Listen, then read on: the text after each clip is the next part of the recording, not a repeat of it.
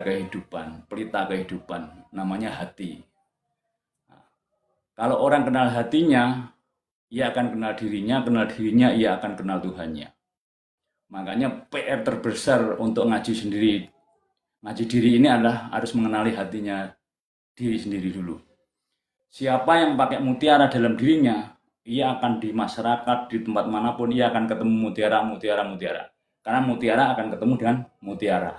Mutiara akan ketemu entah emas, intan, berlian. Namun kalau kita pakai besi, ya ketemunya ya besi. Kemudian mutiara itu lambang, mutiara itu adalah filosofi, adalah di dalam hati kita.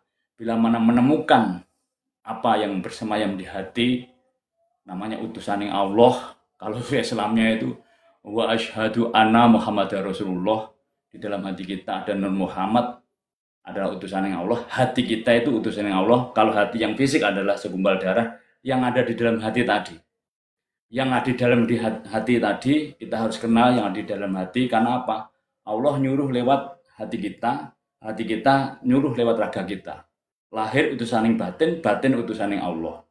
Jadi kita langsung komunikasi dengan hati kita itu dari Gusti Allah yang ada di dalam hati tadi. Nah, orang yang menemukan hatinya sendiri, setelah menemukan hatinya sendiri, ia menemukan dirinya sendiri. Setelah menemukan dirinya sendiri, ia menemukan Tuhannya. Tuhan di atas segalanya tadi. Itulah yang dikatakan mutiara hidup yang bertata, yang selalu ia merajai, yang selalu ada di situ. Ia nomor satu di dalam diri kita. Kita tidak boleh lepas dari itu. Yang hati yang selalu ada Allahnya tiap detik. Bahkan kalau dari Islam sendiri, Ka'bah itu disebut Baitullah.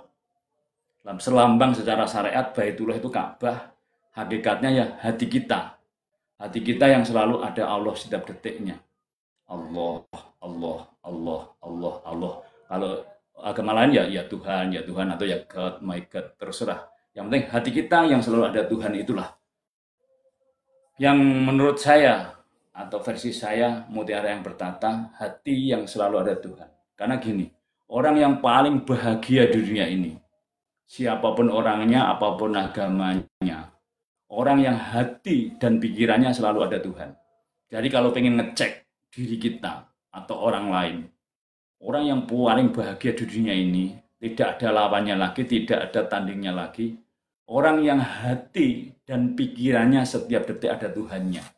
Itu orang yang paling bahagia. Orang kaya itu belum tentu ya bahagia. Senang, orang kaya itu senang. Tapi kalau nggak ketemu hatinya, ia hanya senang tapi belum tentu bahagia. Karena senang itu adanya di pikiran, bahagia itu adanya di hati. Senang itu ada di pikiran, bahagia itu adanya di hati. Kalau perwujudan dari senang ya seluruh tubuh ini yang merasakan senang. Tapi senang itu ada di pikiran, bahagia itu ada di hati. Makanya kebahagiaan datang bukan dari luar dirimu. Mas Soleh makasih, Mas Soleh. Kebahagiaan datang adalah dari dalam dirimu.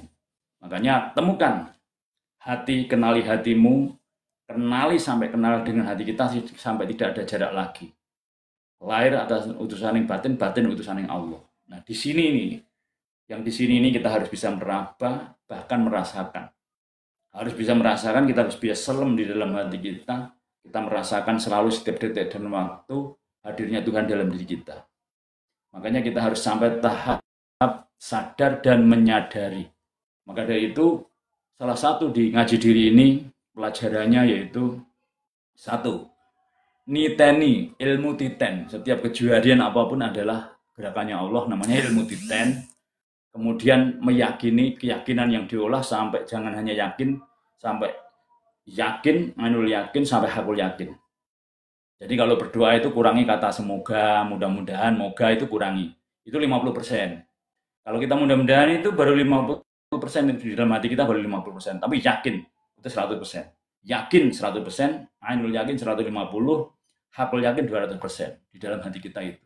Nah setelah kita menemukan itu sampai hakul yakin, dan yakinlah setiap apapun kita disiapin oleh Allah semuanya. Jadi endingnya siapa orang yang paling bahagia tadi, berarti orang yang hati dan pikirannya selalu ada Tuhannya.